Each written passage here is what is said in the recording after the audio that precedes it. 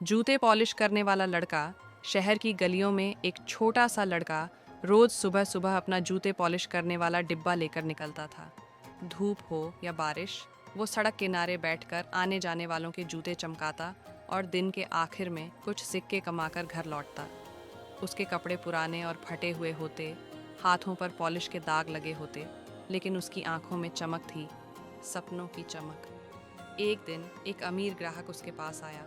उसने कीमती सूट पहना हुआ था और उसके महंगे जूते उसके रुतबे को और बढ़ा रहे थे। लड़के ने विनम्रता से कहा, साहब, जूते पॉलिश कर दूं? ग्राहक ने आगे बढ़कर जूते रखे, लेकिन पॉलिश करवाते हुए तंज भरे लहजे में बोला, तुम लोग कभी ऊपर नहीं जा सकते, क्योंकि तुम्हारा काम ही नीचे देखने का है। यह बात सीधे लड़के के दिल में उतर गई। उस दिन वो बहुत कुछ सोचता रहा। पहली बार उसने खुद से पूछा, क्या मैं सच में हमेशा नीचे ही रहूँगा? क्या मेरा नसीब सिर्फ दूसरों के जूते चमकाना ही है?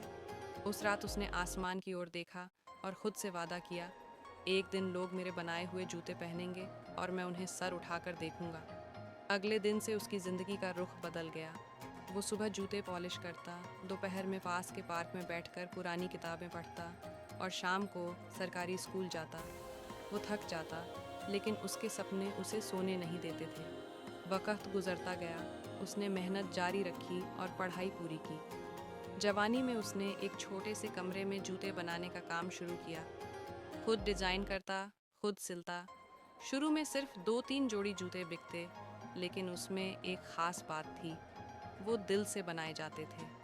धीरे धीरे उसके बनाए जूते लोगों को पसंद आने लगे। और फिर एक दिन वो भी आया जब उसने अपनी खुद की जूतों की कंपनी शुरू की। नाम रखा ऊंचाई।